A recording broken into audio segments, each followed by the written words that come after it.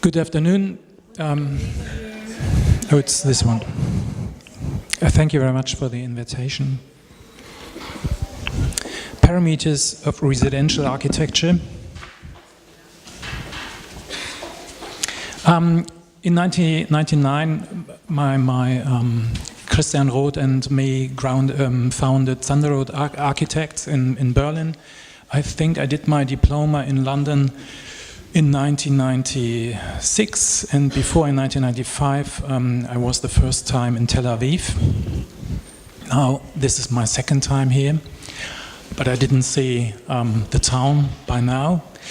And then we recognized, first when we came to Berlin, we saw that a lot of parts of the city were destroyed, and so we thought it would be easy to be an architect in Berlin, which was completely wrong.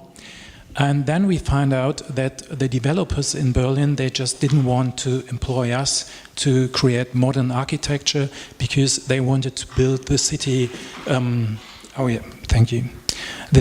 city like it was in 1850, between 1850 and 1925. And that was the reason why we made the decision to found smart homing with a really simple idea. We thought it must be possible as a developer to develop projects which are about 15 to 20% under the market. And if these projects are less expensive, then people wouldn't ask for the architecture, and we as architects are completely free to do whatever we want to do. And that was quite successful. So today in 2016 we have 26 architects at Zender and 7 employees at Smart Homing. And 60% of our projects are self-developed, and 40% is just we are just employees of a developer.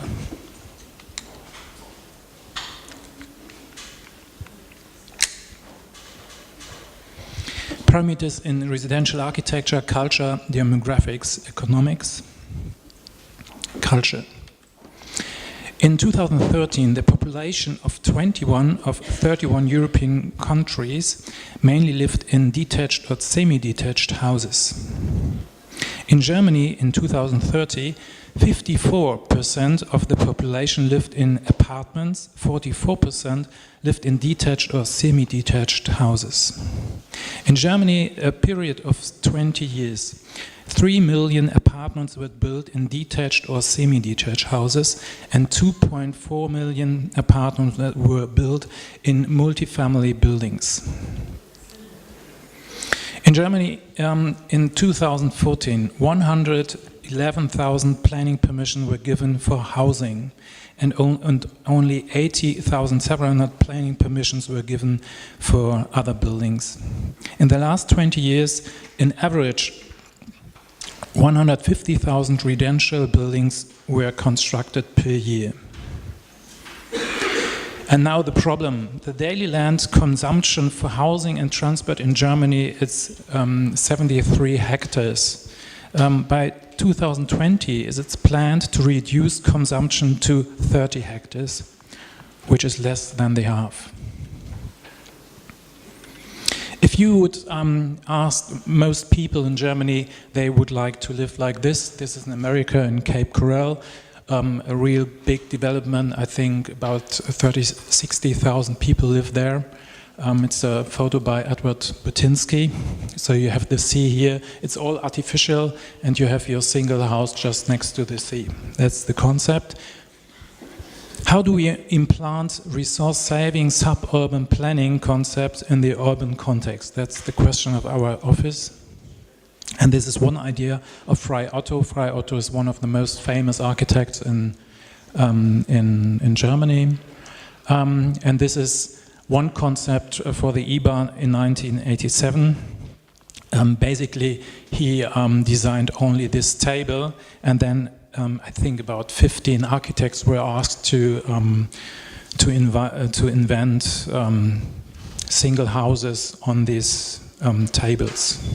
So it looked like this. This is in the middle of Berlin. It's in the center of Berlin, next to the zoo. And this is our project, which the question for us is if it's possible to take a suburban typology and take it to the city. So we give the quality we give the quality of the suburban within the city. Oops. This is always one single house.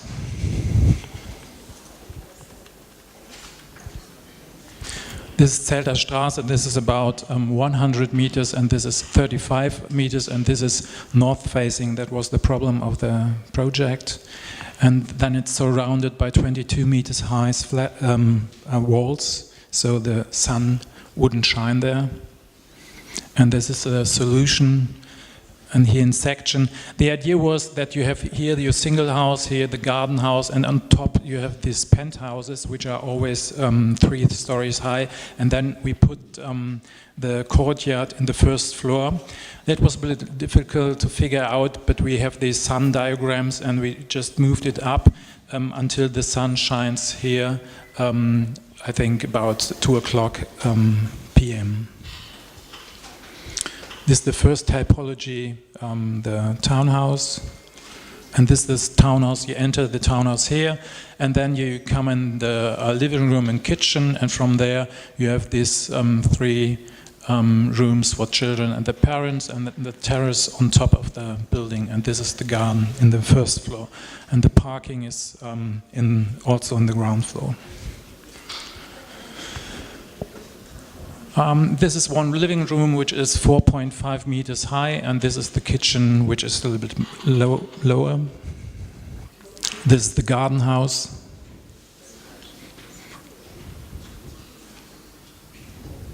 And this is the penthouse.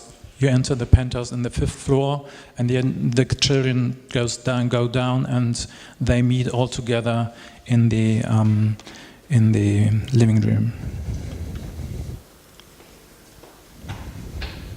This is the view from the penthouse.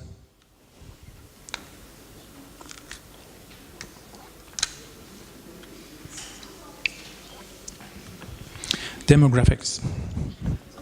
Between 1950 and 2015, the world population has grown by almost 5 billion people. That is 77 million people per year in population, the population of Germany every year. Between 2010 and 2060, the population of Germany will fall by 17 million. Every year we are losing a city the size of Bochum. I think you don't know Bochum. It's a tiny town somewhere in the middle. It's not that tiny. It's 300. Yeah, compared to Berlin, it's 40,000 inhabitants.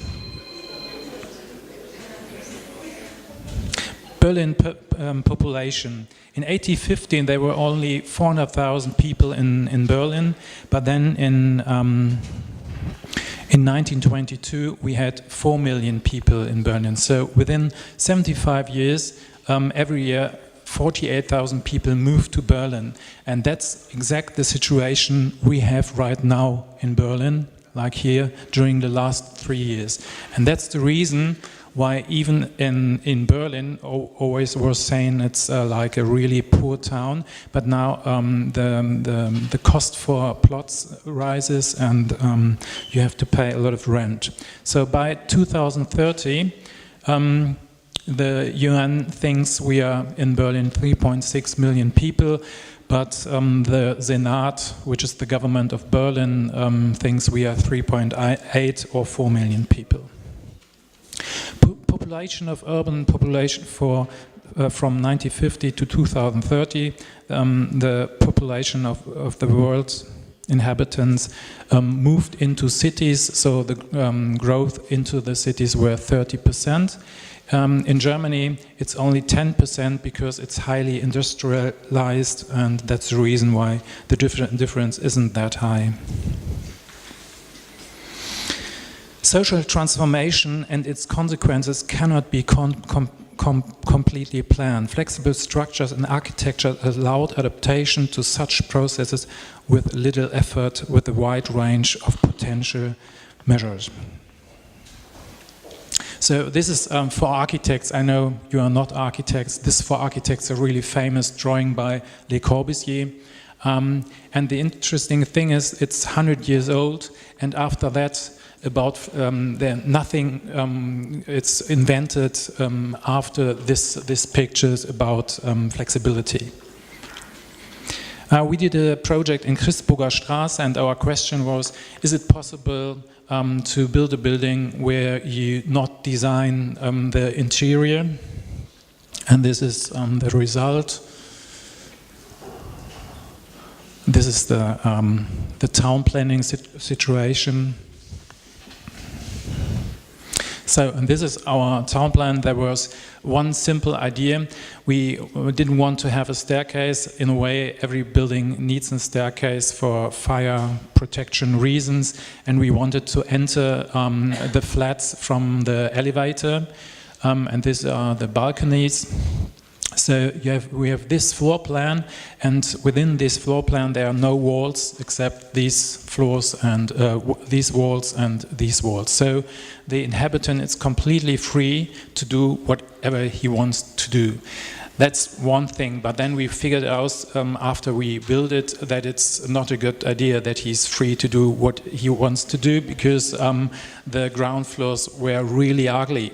So beside this project, in a way, collapsed in the inside, but at the same time we learned a lot about flexibility. So no one really builds our suggestions for the floor plans, but you will see later that we managed to create flexibility which is really useful. So this is how it works. So you could add the flats vertically or horizontally, and this is one part.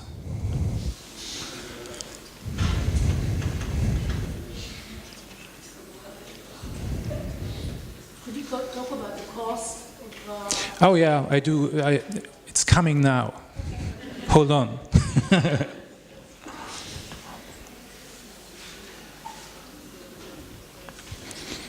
Economics. Value of cities in relationship to population and size. It's a really general view. What you can see here, it's only German cities: Munich, Frankfurt, Stuttgart, Hamburg, Düsseldorf, Cologne, Berlin. Berlin is the biggest city. For that reason, it's the most value city in Germany. But then Munich is nearly the same, but has less inhabitants, and that's the reason. If you just look at the population, then you realize that Berlin is the cheapest town in Germany. How do you measure value of the city? Oh, there's a committee in Germany, and they calculate how much the cities are worth. Real estate, yeah.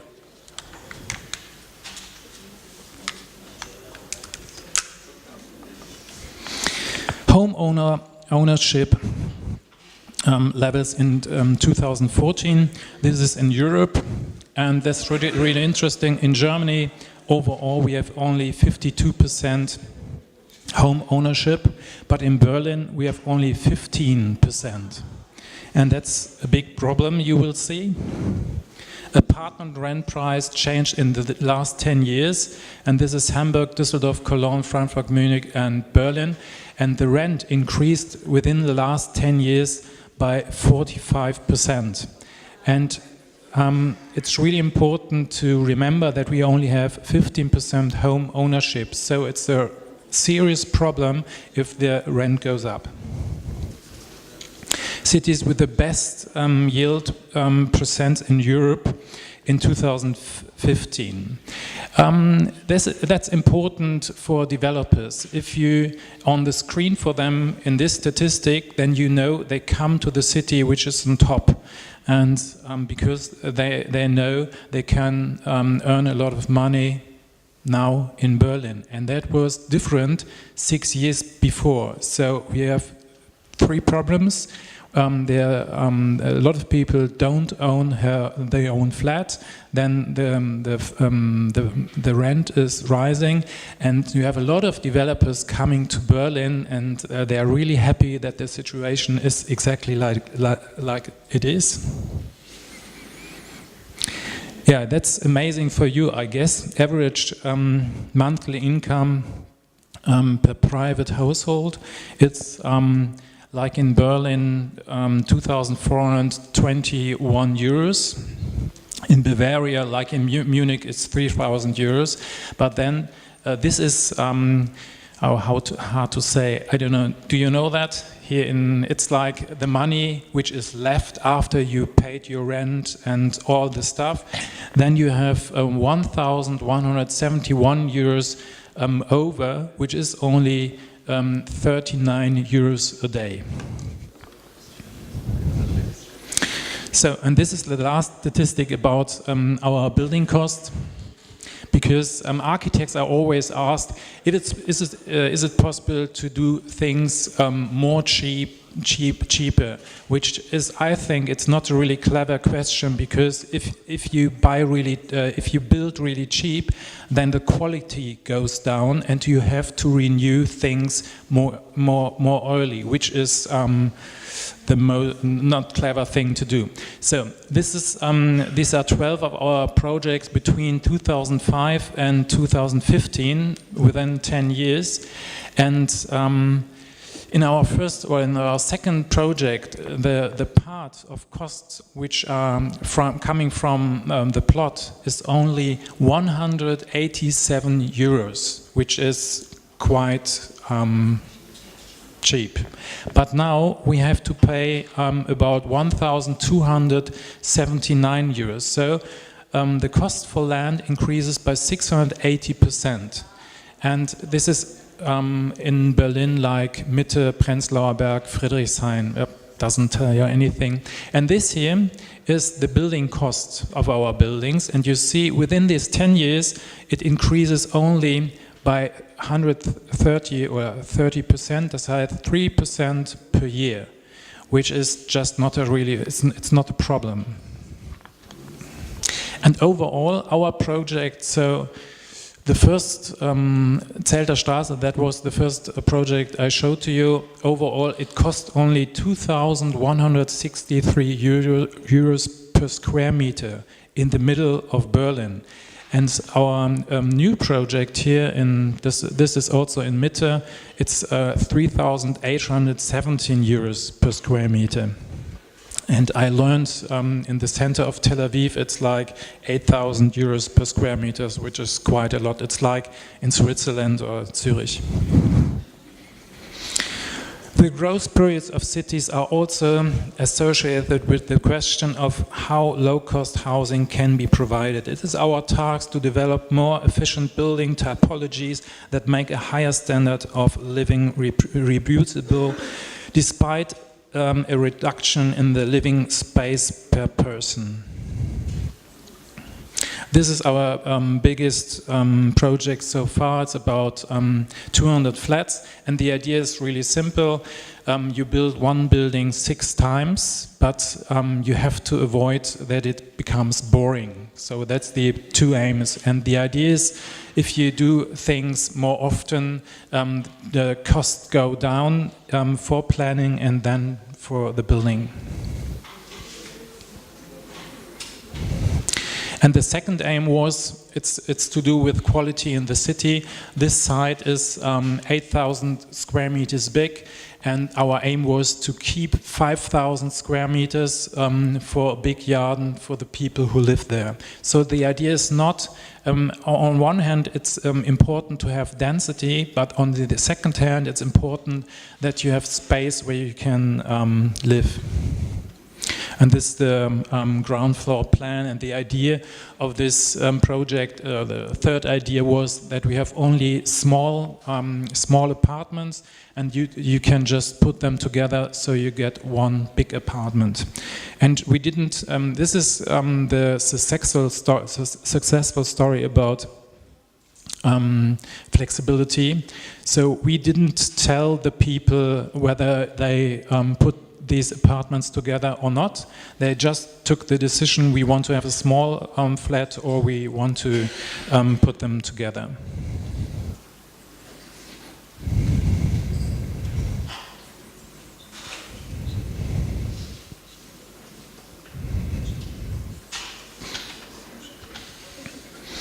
This is a project competition we won. That's the biggest housing project in Berlin Mitte. Our office won, and the idea here was that we mainly do the same concept as in Rigastraße, which was the project before, on a town planning scale. So in Rigastraße we have 200 flats, and these are about 600 flats. But the interesting thing about Berlin is, as an architect, you win this competition and then they never ask you again for building the buildings. I don't explain it in detail. The idea is that it's always a matter of scale. So if you have a big problem, the question is if the town planning concept can exist in a different scale. And this is the bridge that we say we can take the typology in Rigastraße and put it in this competition, and it works really well.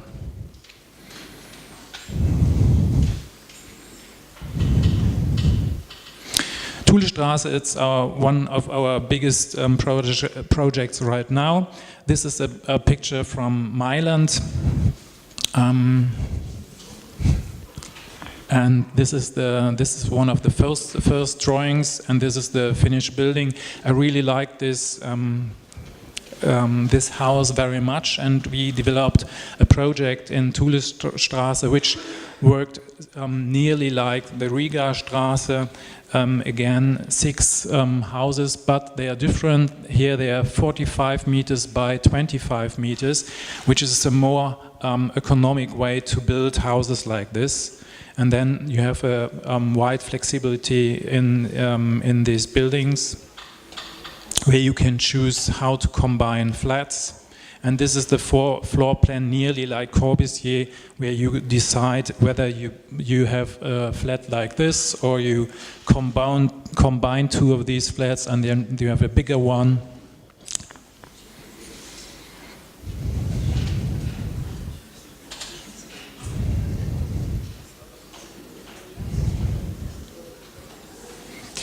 This is a really small project, nearly last.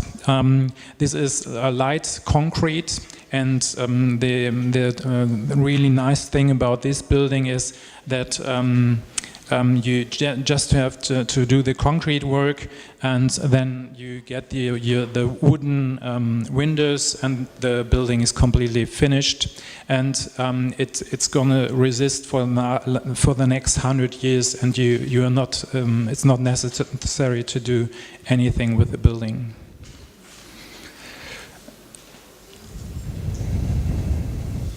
Architects really like this detail, like concrete. This is, I don't know in English, and then the wooden window. This is the last project.